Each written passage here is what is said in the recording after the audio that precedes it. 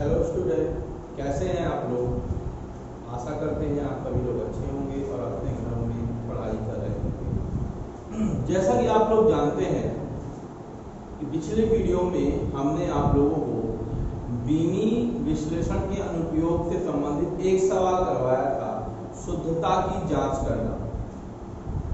जिन्होंने पिछला वीडियो नहीं देखा हो वो पिछला वीडियो देख लेंगे और बीमी विधि से किसी समीकरण की सत्यता की जांच कैसे की जाती है इसको आप देख सकते हैं। ठीक है ना बच्चों। अब जो है आज का जो टॉपिक है हमारा, वो टॉपिक हम कुछ इस तरह से करने वाले हैं। दूसरा टॉपिक अनुप्रयोग में दूसरा टॉपिक है वो हमारा, वो क्या है, बीमी विधि से किन्हीं दो भौतिक राशियों या विभिन्न भौतिक राशियों के बीच संबंध स्थापित करना। ठीक है ना बच्चों। तो हमें क्या दिया रहेगा, मैं पहले थोड़ा सा बता देता हूं आप लोगों को। ये दिया रहेगा कि कोई पर्टिकुलर भौतिक राशि कुछ पर्टिकुलर भौतिक राशियों पर या फिजिकल क्वांटिटीज पर क्या कर रही है, डिपेंड है, निर्भर कर रही है। और आपको क्या करना है, उसके लिए एक फार्मूला बनाना है। ठीक है, ठीक, फार्मूला बनाना है यानी संबंध बताना है कि ये संबंध कैसा है। एक बात ध्यान रखिए, आप केवल बीमी विधि से उसी राशियों के बीच संबंध बता सकते हैं जिसकी बीमा होती है, यानी बीमी सूत्र होगा। ठीक है, बीमी सूत्र जिनका होगा उनका आप संबंध आसानी से बता पाएंगे। जो बीमाहीन राशियां होंगी, यानी कि जैसे k हो गया, 2 पाई हो गया, या नंबर कोई है साइन थीटा हो गया, ex हो गया, log x हो गया, इनको आप सूत्र में स्थापित नहीं कर पाएंगे। ठीक है ना। तो केवल हम फार्मूले को बता पाएंगे किसमें, बीमी विधि से। तो कैसे करना है, इसके लिए मैं एक सवाल आपको करवा रहा हूँ, बहुत ध्यान से करिएगा, बहुत सरल है। आपको उसको कैसे करना है इसको मैं बता रहा हूँ। इसके लिए एक क्वेश्चन लेना पड़ेगा हमको। देखिएगा क्वेश्चन क्या है। क्वेश्चन देखिए, नोट कर रहे हैं आप पास, इसका सॉल्यूशन भी हम लोग करेंगे। क्वेश्चन ये दिया हुआ है कि किसी माध्यम में ध्वनि की चाल, किसी माध्यम में ध्वनि की चाल, ध्वनि की चाल भी माध्यम के प्रत्यावस्था गुणांक E तथा घनत्व V पर निर्भर करता है। जो V है वह माध्यम के इसमें प्रत्यास्थता गुणांक की, प्रत्यास्थता गुणांक E तथा घनत्व D पर निर्भर करता है। देखिएगा बच्चों, तो बीमी विधि से, बीमी विधि से सूत्र की स्थापना करिए। देखिए बहुत सरल सवाल है हमारा और इसको हम लोग करते हैं।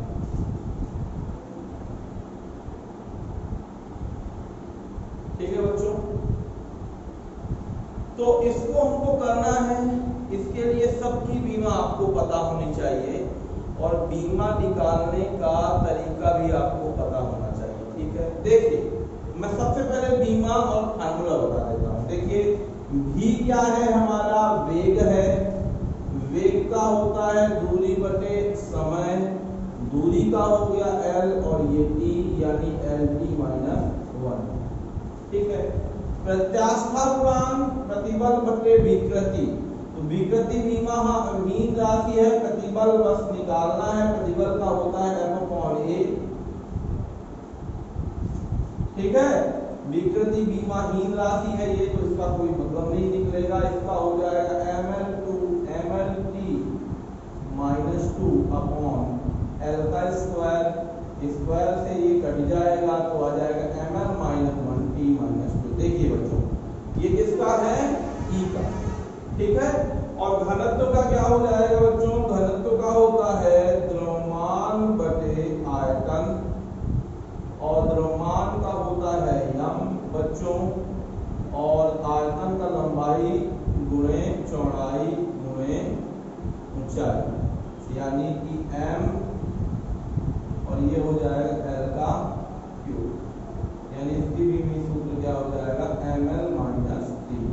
देखिए सबकी भी हमने यहाँ पास निकाल के रख दी है, आप समझिए थोड़ा सा, ठीक है। अब देखिए v का भी सूत्र lt माइनस 1, e का भी सूत्र ml माइनस 1 t माइनस 2, घनत्व का भी सूत्र ml माइनस 3।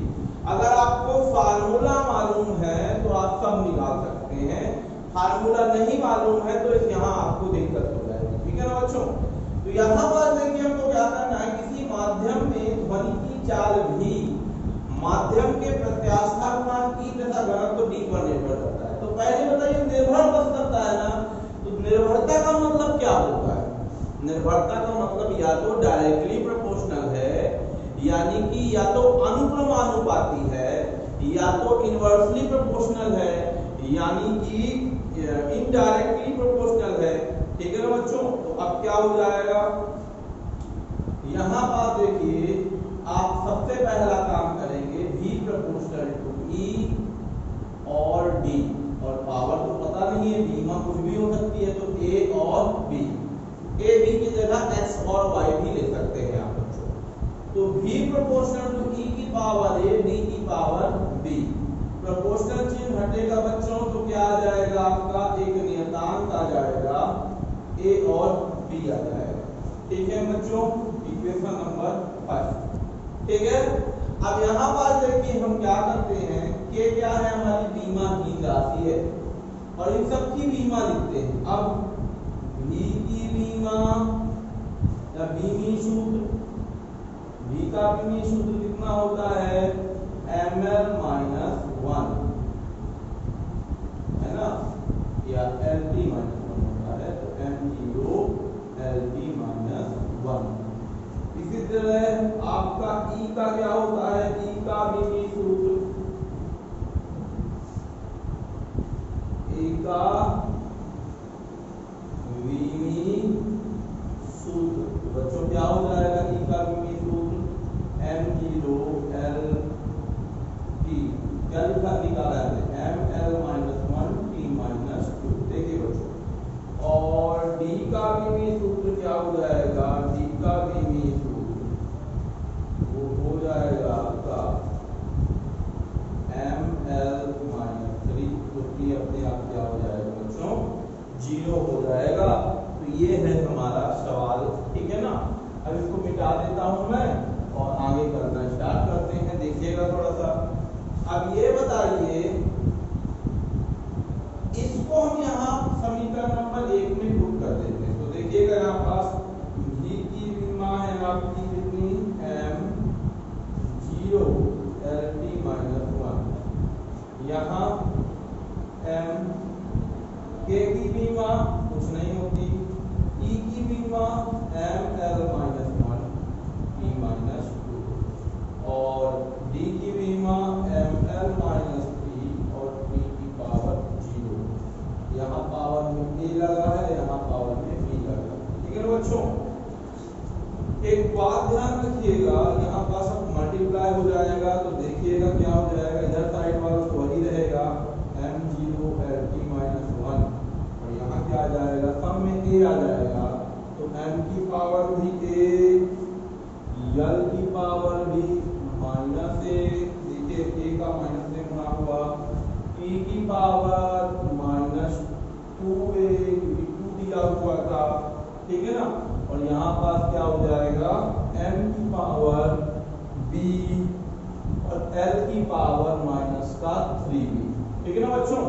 अब देखिएगा ध्यान से, जब मल्टीप्लाई होता है बच्चों तो पावर ऐड हो जाती है। तो देखो यहाँ पावर a है, यहाँ पास पावर b है, तो ए और बी इनमें जुड़ जाएगा तो m की पावर a प्लस b। इसमें क्या होगा बच्चों, यहाँ माइनस a है, यहाँ माइनस 3b है, तो यहाँ आ जाएगा माइनस a माइनस 3b आ जाएगा। यहाँ पास क्या दिया है, t की पावर माइनस 2 है, यहाँ 0 दिया हुआ है, तो 0 से कोई लेना देना हमको नहीं है बच्चों। तो इस तरह से हमारा क्या आ जाएगा, ये आ गया। अब आपको एक चीज पता है, बीमी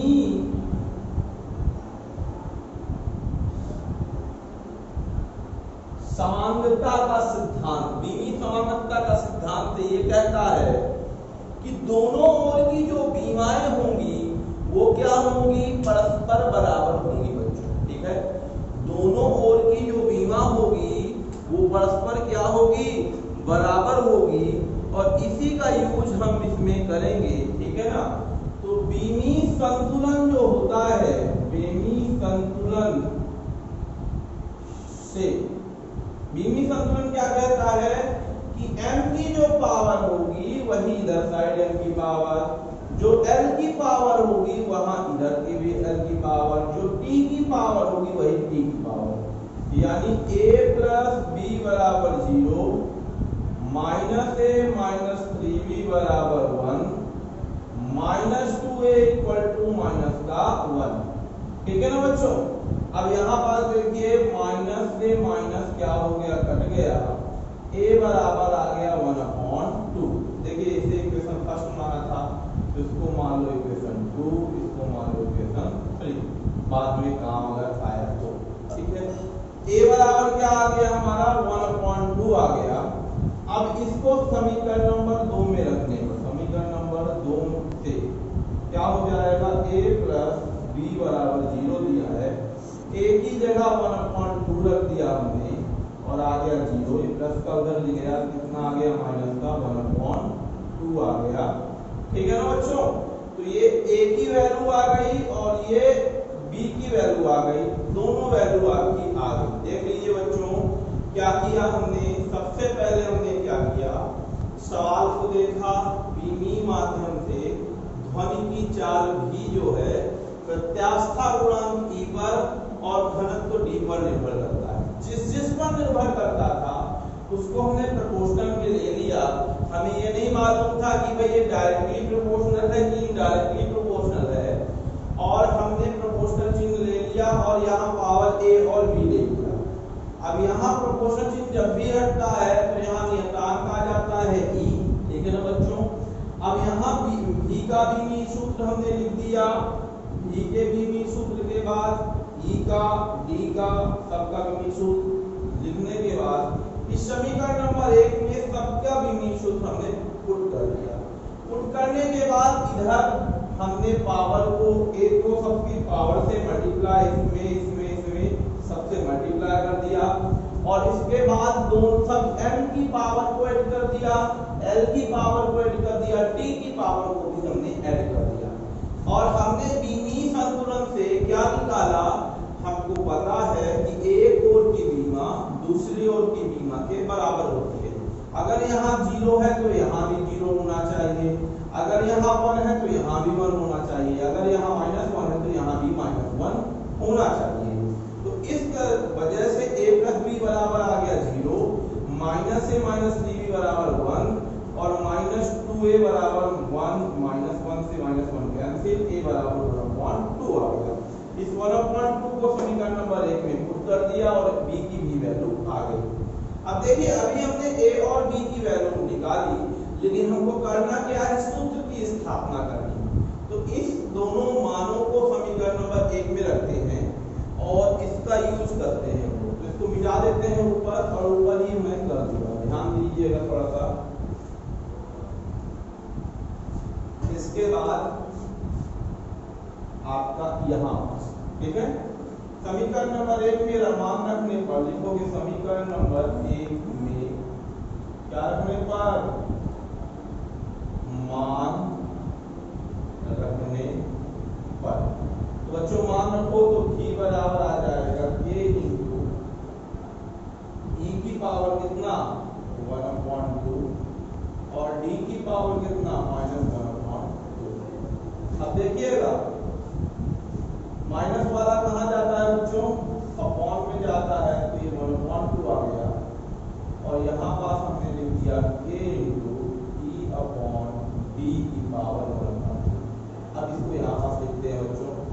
क्या हो जाएगा, के बराबर हो जाएगा, के बराबर क्यों होगा, v बराबर हो जाएगा k into under root e upon v। आपको पता है कि 1/2 जो होता है, ये जो 1/2 लिखा गया है, ये इसकी वैल्यू रूट भी होती है, ठीक है। और यही हमारा फार्मूला बनेगा। तो देखिए ये इस तरह से हमने एक फार्मूला निकाल दिया, और ये जो k है, इस k का मान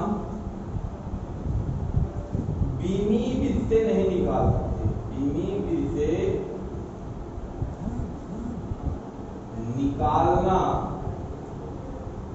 संभव नहीं है ना। और k की वैल्यू होती है 1, और आप इसमें फार्मूले को डिराइव कर। तो बच्चों ये था हमारा दूसरा बीमी अनुप्रयोग, जिसमें हमने बताया कि किसी भौतिक राशियों के बीच संबंध कैसे बताया जा सकता है। तो हमने v, e और d में संबंध बता दिया। तो ये आप लोग नोट कर लीजिए, इसका स्क्रीनशॉट भी ले लीजिएगा। तो बच्चों इसी तरह आप लोगों को करना है, बहुत सरल है, बहुत आसानी से करना है। इसी तरह का एक और क्वेश्चन मैं करने जा रहा हूँ, देख लीजिएगा, ठीक है ना। बहुत सरल सवाल है, इसको मिटा दे रहा हूँ मैं, और इसी तरह का एक और वीडियो आपके पास लेके आया हूँ, ठीक है ना। अब इसका दूसरा नंबर देख लीजिए, इसी संबंध स्थापित करने वाले दूसरा क्वेश्चन देख लीजिएगा। अच्छा क्वेश्चन है, आपकी बुक में मिल जाएगा आपको। क्वेश्चन ये है, यदि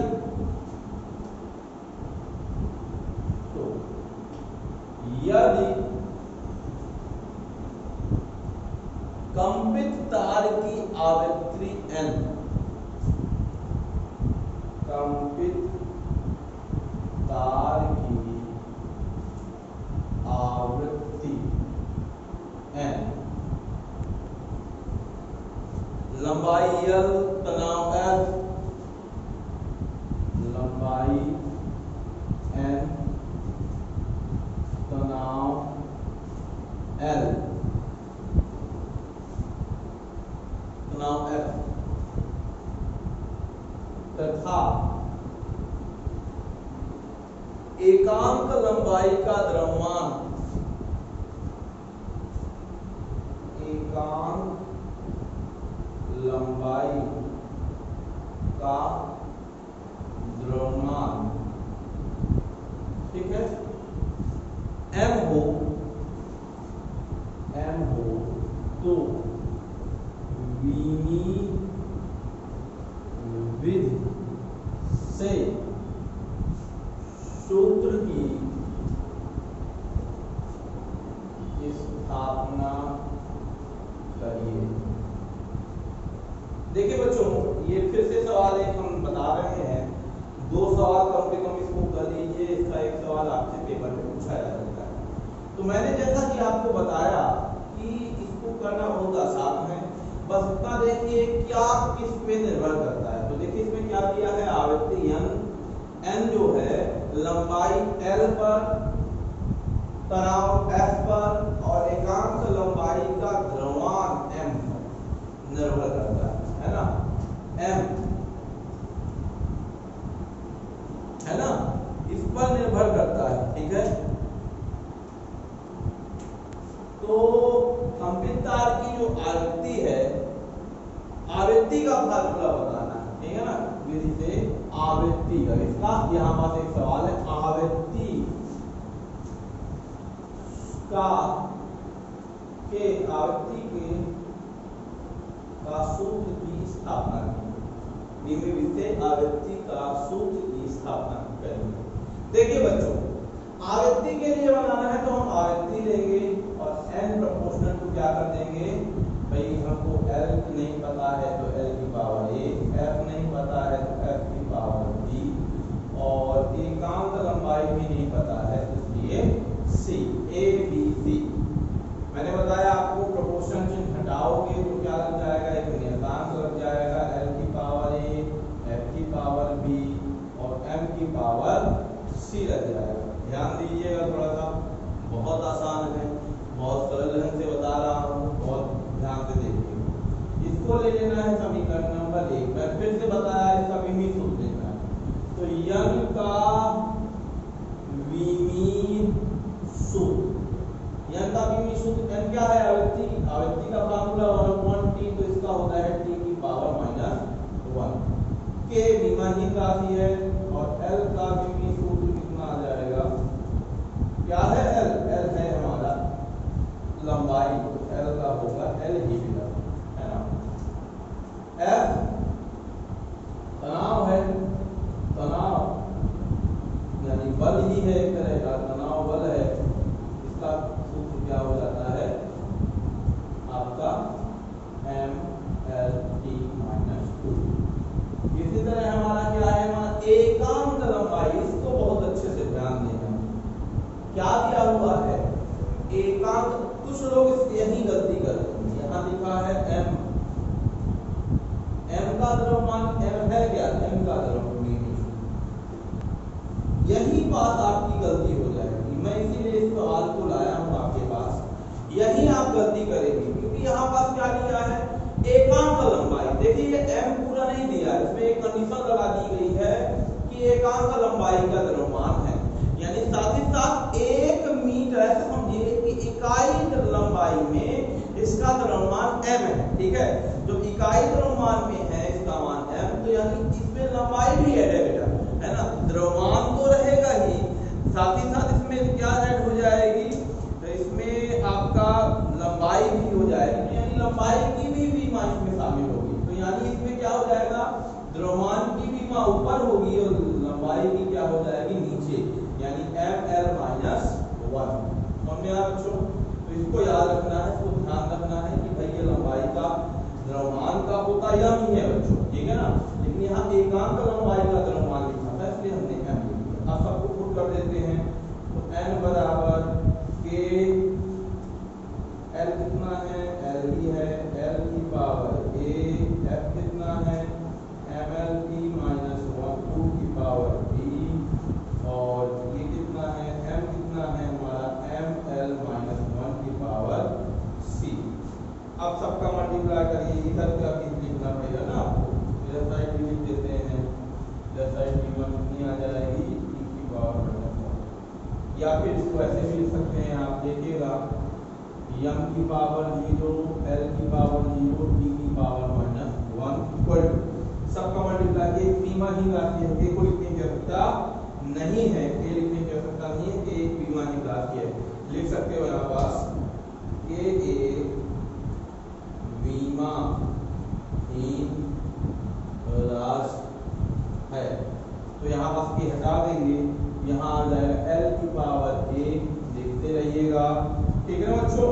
यहाँ पास क्या आ जाएगा बच्चों? यहाँ पास आ जाएगा m की पावर b, l की पावर b, t की पावर -2b, ठीक है। और यहाँ पास कितना आ जाएगा? m की पावर c और l की पावर -1, ठीक है। अब इधर साइड का सबको जोड़ दो, देख लेते हैं। सबसे पहले l की बीमा, l की बीमा a इधर है, इधर कितनी है? b है, इधर कितनी है? -1। देख लीजिए ध्यान से, a + b -1। अब इसी तरह m की बीमा क्या हो जाएगी? m पहले लिखते हैं ना, तो m की बीमा कुछ हो जाएगी आपकी b इधर और इधर c, और t की बीमा क्या हो जाएगी? इधर तो है ही नहीं, सिर्फ -2b और कुछ नहीं है, है ना। तो सब तरफ देख लीजिए दोनों साइड। तो बीमी संतुलन से, बीमी संतुलन से, बीमी संतुलन क्या कहता है कि प्रत्येक पद की बीमा एक समान होती है, यानी कि लेफ्ट हैंड साइड और राइट हैंड साइड की बीमा एक समान होती है, यानी b + c बराबर होगा 0, ठीक है ना बच्चों। b + c बराबर क्या होगा? 0। तो यहीं से आप इक्वेशन नंबर इसको फर्स्ट नहीं सेकंड मान लेना है। इसी तरह क्या दिया है? a + b -1 = 0, इसे इक्वेशन नंबर थर्ड मान लेना है। और इधर क्या दिया हुआ है? -2b = कितना बच्चों? -1। अब यहाँ से वैल्यू निकल आएगी, माइनस से माइनस कैंसिल, b बराबर आ गया 1/2, एक वैल्यू वैल्यू आपकी आ गई, b बराबर 1/2 आ गई। अब समीकरण नंबर 1 से ध्यान दीजिएगा, समीकरण नंबर 1 से क्या हो जाएगा, b इक्वल टू या c इक्वल टू हो जाएगा माइनस का b, तो c इक्वल टू आ जाएगा माइनस का 1/2। यहाँ पर देखिए उधर भेज दिया हमने, ठीक है। अब इस वैल्यू को ये a की भी b c की आ गई, b की आ गई, और इसको a की निकालना, a की वैल्यू निकाल दो भाई। एक समीकरण नंबर 3 से क्या हो जाएगा, समीकरण नंबर 3 से बच्चों, समीकरण नंबर 3 से देखिए क्या हो जाएगा, घटोगे 3 में, तो यहाँ पास 3 में कितना दिया हुआ है, तो दिया ही नहीं है, b दिया है 1/2 और ये -1 बराबर 0। यहाँ a प्लस इसको सॉल्व करोगे तो आएगा हमारा कितना 1 - 2 = 0 भाई, 2 1 जा 2, और यहाँ a - 1/2 = 0, और a बराबर भी कितना आ गया 1/2 आ जाएगा, ठीक है ना बच्चों। और ये है हमारा कितना, एक आ गया हमारा b की वैल्यू कितनी आ गई हमारी, b की वैल्यू आ गई हमारी बच्चों 1/2, ठीक है ना। c की वैल्यू कितनी आ गई, c की आ गई हमारी बच्चों -1/2, और जो किसकी वैल्यू, और हमने a की वैल्यू निकाली, a की वैल्यू हमने कितनी निकाली, a की वैल्यू जो हमने निकाली वो निकाली कितना, a की वैल्यू हमने निकाली 1/2। कैसे निकाली, समीकरण नंबर 3 में 1/2 रख दिया हमने, 1/2 रखा तो माइनस का 1/2 आ गया, उधर गया तो इसमें आ गया 1/2 में आ गया, ठीक है ना बच्चों। तो ये हो गया इसकी वैल्यू हमारी a की वैल्यू, b प्लस c, ठीक है। आप देख लेते हैं, क्रॉस चेक करते हैं, b प्लस c आ गया, ठीक है। यहाँ a प्लस b -1, ठीक है ना। यहाँ c आना चाहिए था एक्चुअली, यहाँ माइनस c रहेगा, यहाँ माइनस c था, है ना बच्चों, यहाँ भी माइनस c आ जाएगा, यहाँ भी माइनस c आ जाएगा, यहाँ भी माइनस c आ जाएगा, तो यहाँ पास a और b दोनों की वैल्यू रखनी पड़ेगी, ठीक है ना। यहाँ आ जाएगा हमारा कितना 1/2 है, और यहाँ पास आ जाएगा हमारा कितना माइनस का, यहाँ थोड़ा सुधार देते हैं, ध्यान दीजिए, इधर साइड का तो हमारा गलत हो गया है, इधर साइड सुधार देते हैं। क्या हो जाएगा समीकरण नंबर 3 में, समीकरण नंबर 3 में हमने क्या कर देना है, वैल्यू पुट कर देनी है b और c की। तो ये देखिए a की वैल्यू हमको नहीं मालूम, b की वैल्यू 1/2 और c की वैल्यू -1/2 = 0। ये आ जाएगा हमारा a + 1/2 माइनस माइनस प्लस 1/2 = 0। अब यहाँ क्या आ गया, a 1/2 आधा आधा जुड़ता है तो 1 हो जाता है बराबर 0, a बराबर -1। अब ये तीनों वैल्यू आ गई, एक ये आ गया हमारा, एक ये आ गया हमारा, और एक ये आ गया। इन तीनों वैल्यू को हम रख देते हैं कहाँ, समीकरण नंबर 1 में। समीकरण नंबर 1 में क्या रखने पर, मान रखने पर, तो मान रखोगे तो कितना आ जाएगा बच्चों,